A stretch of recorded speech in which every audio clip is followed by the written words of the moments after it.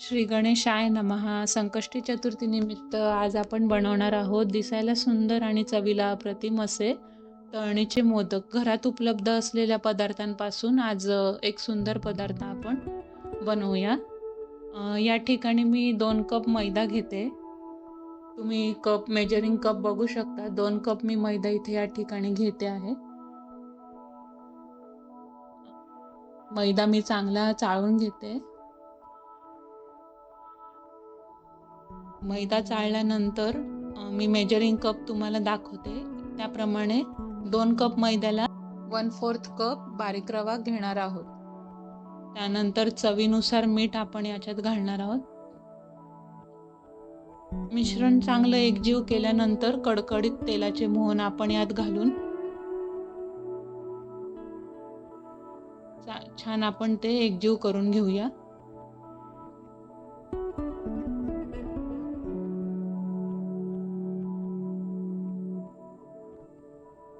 आता आपण हाताने मिश्रण चांगले एकजीव करून पिठाची मूठ बनेपर्यंत आपण ते मिश्रण छान एकत्र करूया. आता हे मिश्रण चांगले एकजीव केल्यानंतर याच्यात थोडं थोडं पाणी घालून आपण गोळा तयार करून घेऊया आणि 10 मिनिट आपण आता या कणकेला रेस्ट देऊया. या ठिकाणी मी घेतले आहे ओल्या नारळाचे दीड नारळाचे काप करून घेतले ओल्या नारळाचे. आता हे आपण चांगलं बारीक करून घेऊया मिक्सरमध्ये. या ठिकाणी मी आता एक पॅन घेतलेला आहे. पॅन तापल्यानंतर आपण खोबऱ्याचे मिश्रण पॅनमध्ये घालूया आणि थोडं गुलाबीसर रंगावर परतून घेऊया.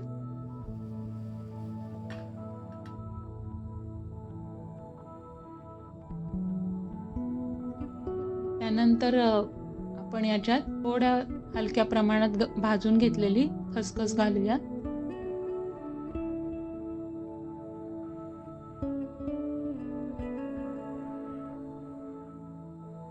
या ठिकाणी मी घालते आहे वेलदोड्याची पूड.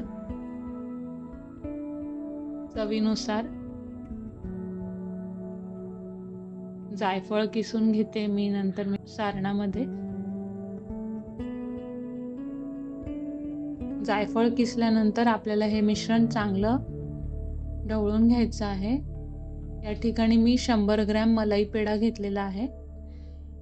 मलाई पेढा सारणात छान कुस्करून घेऊन एकजीव करायचा आहे आपल्याला. आता थोडं कोमट पाण्यात आपल्याला केसर घेऊन भिजत घालून बाजूला ठेवून द्यायचं आहे.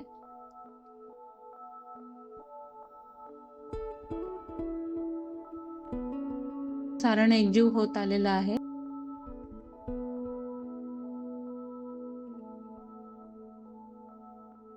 आता आपण घरात सगळ्यांच्या उपलब्ध असलेल्या प्रसादाच्या गोष्टी जे आपण मंदिरात वगैरे मिळतात ते आपण सारणात वापरू शकतो.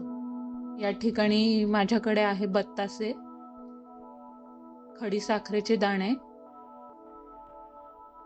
तुम्ही इथे चिरंजीचे दाणे सुद्धा वापरू शकता किंवा जो घरी उपलब्ध असेल अशा प्रसादाचे पदार्थ तुम्ही इथे वापरू शकता.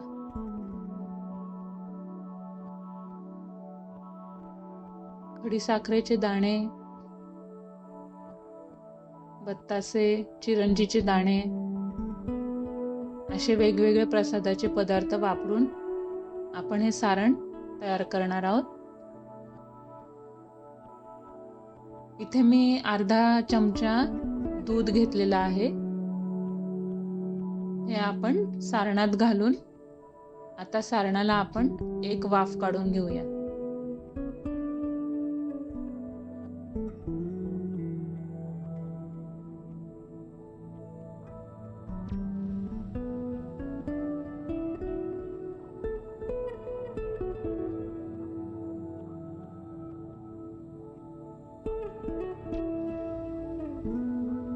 आता केशरचा चांगला रंग आपल्याला पाण्यात विरघळलेला दिसतोय.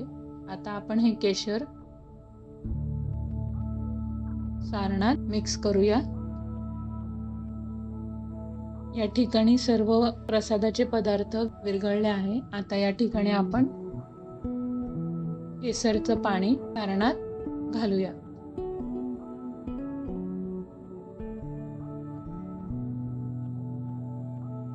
इथे मी वापरते आहे पिस्त्याचे काही काप।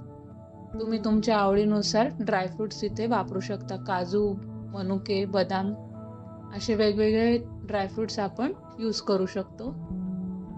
एकजीव केल्यानंतर आपण आता सारण थंड होण्यासाठी बाजूला काढून ठेवूया।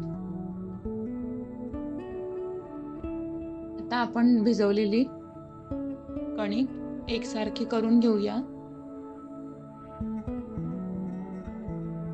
कणिक चांगली मऊसूत झाली पाहिजे, खूप कडकही नको, खूप घट्टही नको, अशा प्रमाणात आपण ती एकजीव करून घेतली या ठिकाणी।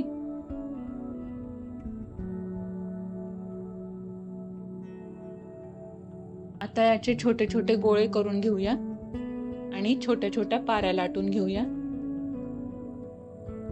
पाऱ्या लाटल्यानंतर आपल्याला सुंदर असे मोदकाला आपल्याला शेप द्यायचा आहे। या ठिकाणी मी दाखवते आहे की आपण मोदकाला कळ्या कशा करू शकतो।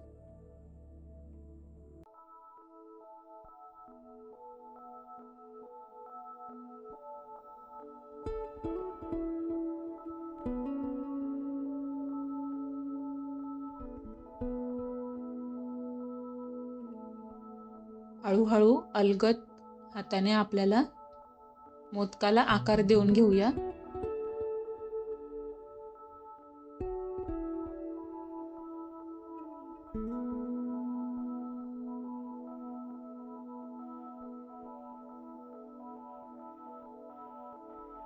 सिंपल आणि सोप्या पद्धतीने होणारा कळीचा मोदक तयार आहे।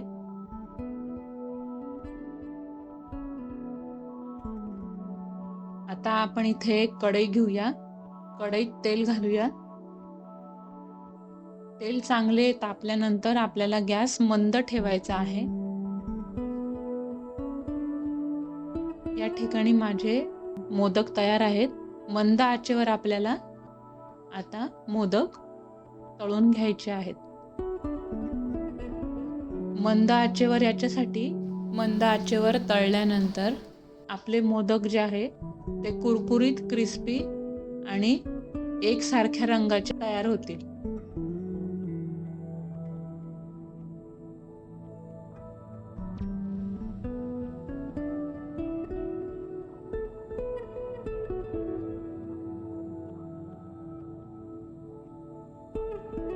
या ठिकाणी आवर्जून सांगावंसं वाटते ही सिक्रेट इन्ग्रेडियंट वापरून बनवलेली रेसिपी माझ्या सासूबाईंनी मला शिकवलेली आहे।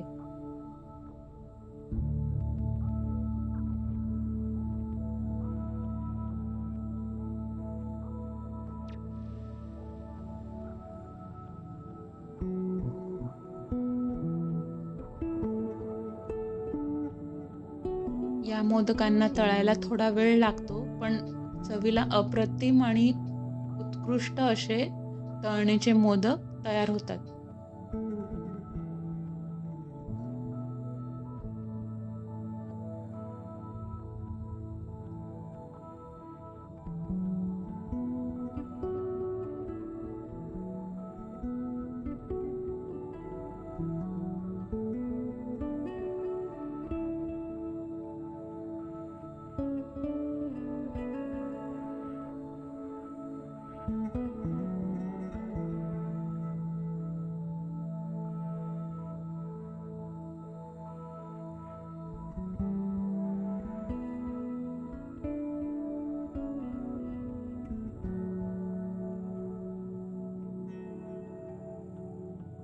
अशाच प्रकारे आपण या ठिकाणी सर्व मोदक तळून घेऊया।